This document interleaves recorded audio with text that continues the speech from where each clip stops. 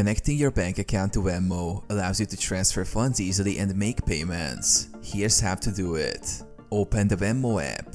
Start by launching the Venmo app on your mobile device and logging into your account. Access the menu. Tap the three lines icon in the top left corner to open the menu. Select Settings. Scroll down and choose Settings from the list of options. Go to Payment Methods. In the Settings menu, tap on Payment Methods. This section allows you to manage your linked accounts. Add the bank account. Select Add Bank or Card, then choose Bank.